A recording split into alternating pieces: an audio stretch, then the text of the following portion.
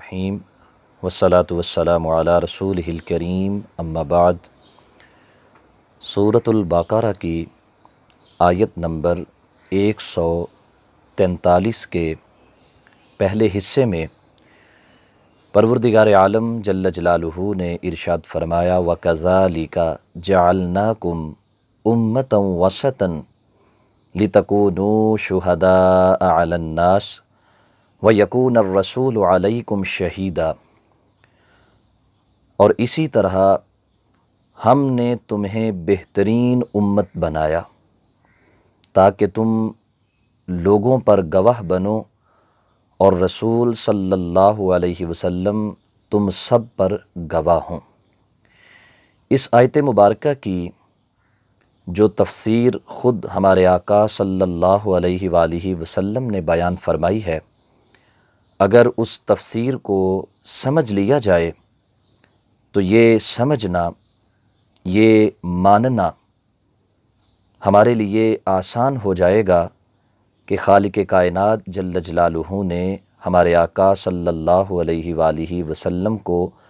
اولین و آخرین کے احوال سے بھی آگاہ فرمایا، اور آپ کو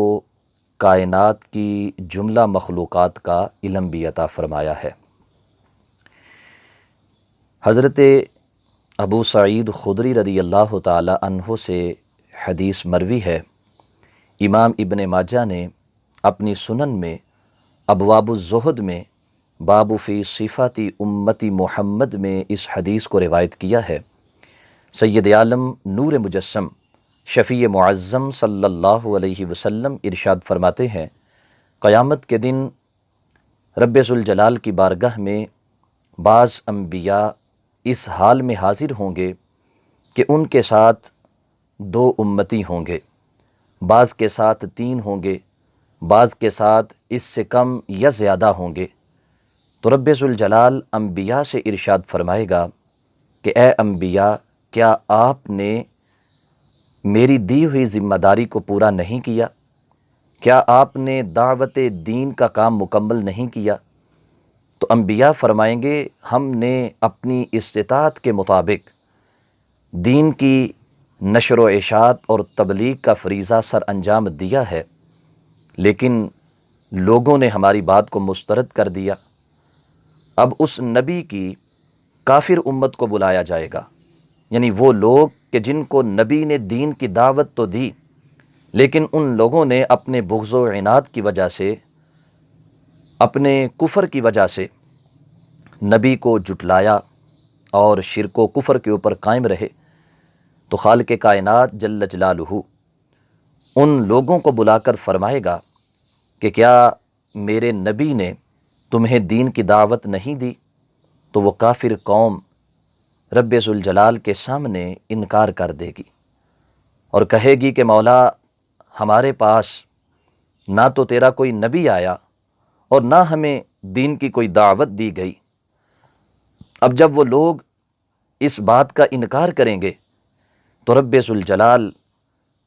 انبیاء کرام علیہم السلام سے پوچھے گا کہ تمہارے دعوے پر گواہ کون ہے؟ تم نے تبلیغ کی ذمہ داری کو نبھایا، اس بات کی گواہی کون دیتا ہے؟ تو انبیاء فرمائیں گے کہ اے ہمارے مولا، ہماری تبلیغ کی گواہی حضرت محمد صلی اللہ علیہ وسلم اور ان کی امت دے گی۔ تو اس وقت رب ذوالجلال نبی علیہ السلام کی امت کو بلائے گا اور فرمائے گا کہ بتاؤ، کیا پہلے انبیاء نے اپنی نبوت و رسالت کی ذمہ داریاں پوری کی کہ نہیں؟ تو امت مصطفیٰ جناب آدم علیہ السلام سے لے کر حضرت عیسیٰ ابن مریم علی سیدہ و علیہ السلام تک جمیع انبیاء اور مرسلین کی نبوت و رسالت کی گواہی دے گی کہ بلا شبہ تمام انبیاء نے اپنے اپنے زمانے میں تیرے حکم کو لوگوں تک پہنچایا، اپنے اپنے دور میں تیری تبلیغ کی ذمہ داریوں کو نبھایا ہے، لیکن ان کی قوم نے ان کو مسترد کیا۔ تو پھر امت مصطفیٰ سے پوچھا جائے گا کہ آپ لوگوں کے پاس کیا دلیل ہے آپ لوگوں کو کیسے خبر ہوئی کہ میرے ان انبیاء نے نبوت و رسالت کی ذمہ داریاں پوری کی ہیں، جبکہ زمانی طور پر تو تم ان کے بعد آتے ہو؟ نہ جناب آدم کے دور میں تم تھے، نہ جناب نوح کے دور میں تم تھے، نہ جناب ابراہیم کے دور میں تم تھے، نہ جناب موسیٰ اور عیسیٰ کے دور میں تم تھے۔ جب تم زمانی اعتبار سے بعد میں آ رہے ہو تو پھر تم ان کی گواہی کیسے دے سکتے ہو؟ تو امت مصطفیٰ جواب دے گی کہ مولا، ہم یہ گواہی اس لیے دے رہے ہیں کہ ہمارے پاس تیرے محبوب حضرت محمد مصطفیٰ تشریف لائے، ہمارے پاس تیرے محبوب صلی اللہ علیہ وسلم نے یہ اعلان فرمایا کہ میں اپنے سے پہلے انبیاء کی تصدیق کرنے والا ہوں، میں اپنے سے پہلے انبیاء کا گواہ بن کے آیا ہوں، میں اس بات کی گواہی دیتا ہوں کہ جمیع انبیاء اور مرسلین نے اپنے اپنے عہد میں، اپنے اپنے دور میں رب ذوالجلال کی طرف سے ملنے والی تمام ذمہ داریوں کو کما حقہ نبھایا ہے۔ اب میرے آقا صلی اللہ علیہ وسلم ارشاد فرماتے ہیں وَكَذَلِكَ جَعَلْنَاكُمْ أُمَّةً وَسَطًا لِتَكُونُوا شُهَدَاءَ عَلَى النَّاسِ وَيَكُونَ الرَّسُولُ عَلَيْكُمْ شَهِيدًا۔ اس آیت مبارکہ کا یہی مفہوم بنتا ہے۔ میرے بھائیو، نبی مہربان صلی اللہ علیہ وسلم اپنی امت کی گواہی دیں گے، اور آپ کی امت جو ہے